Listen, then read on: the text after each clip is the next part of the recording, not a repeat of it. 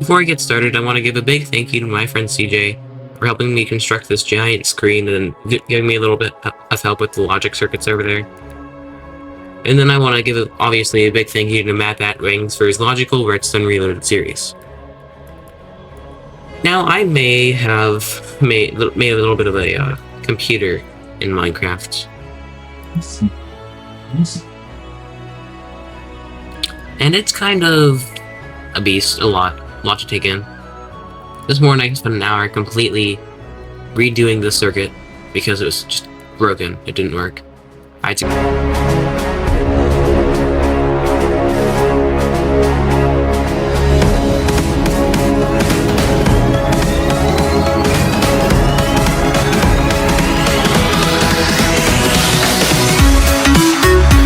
completely rebuild it. But I'm going to give you guys a summary on how this works. So this is known as a ROM computer. ROM, it sounds really complicated, but it really means read-only memory. That's what these things are. The red, orange, and so on. These are all read-only memory strips. So I can toggle these on and off down here.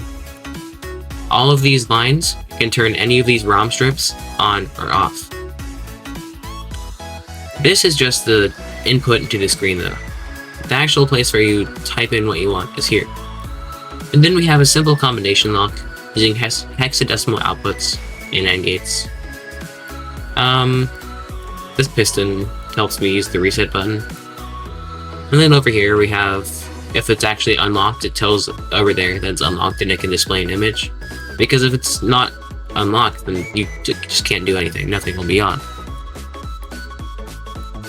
When we move on over to the back here, we see these modules. Now they look really complicated, but these are actually made by Matt Wings. I use his exact design for this, so big thanks goes out to him for these.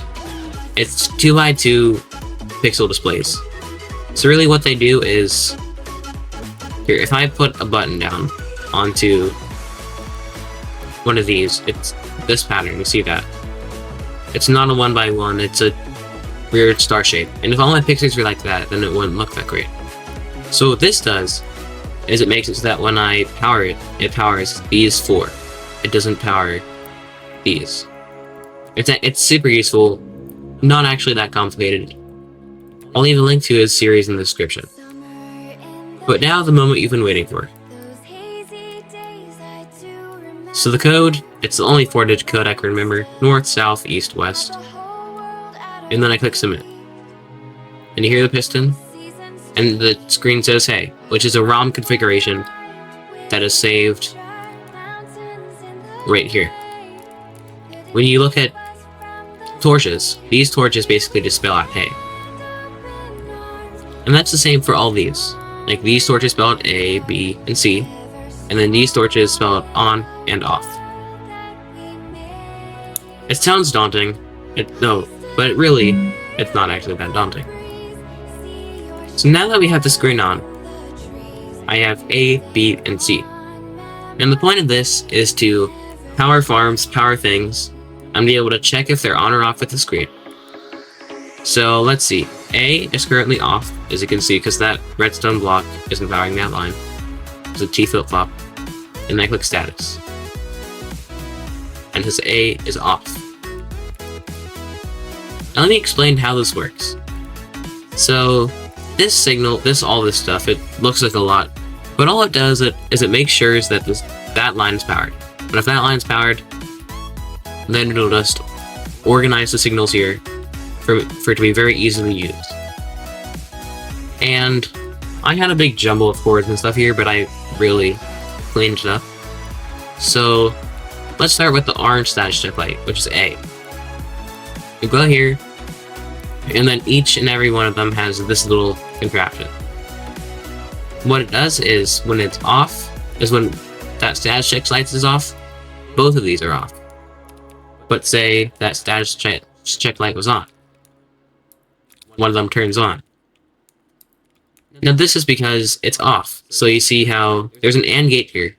And when this one's off and it routes into this torch, this will be on. But when this one when this one's on, it turns this torch off, and it'll make this redstone line go. But say I had the farm on, and then you can see it would switch. This is powered, and this isn't powered. This is because this is just an AND gate here, powering these off and then going there. So each and every single one of them has this little contraption, which actually lets us tell if it's on or off. The most important, that's what this thing's made it for. And these are some clever little T flip-flops that I found. I don't know who made them. If you search T flip-flop, it's probably the first one. How T flip-flops sound complicated. Really, all they do is they turn a button to a lever. So normally when you click a button, it's a short pulse. Like, see, it turns on, and then turns off. But this basically makes buttons into a redstone torch or a lever. You can still toggle it, but it gives a constant signal strength until you click it again.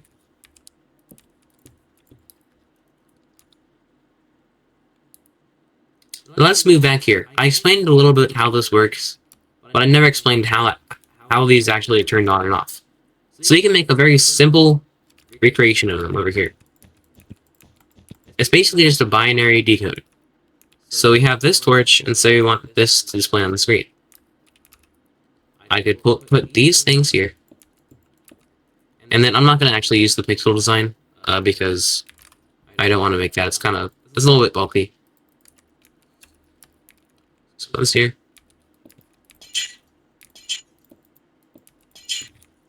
And you can see, bam, bam. We have this pattern. And then, when you put a redstone torch here, or actually, power it, maybe. If I can figure out, okay, here. Okay. Power this line. See how it turns off? Basically what this is an NOT gate, which is just a redstone torch. It's not that complicated. And then put a button here. And then whenever I activate it, it shows what I have saved on the screen. And this big, bulky, expansive thing, it expands backwards, and each line is a different ROM configuration.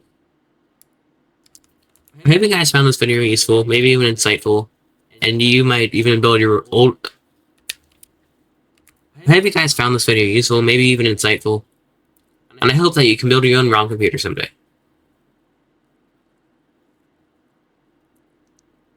How am I going to end this?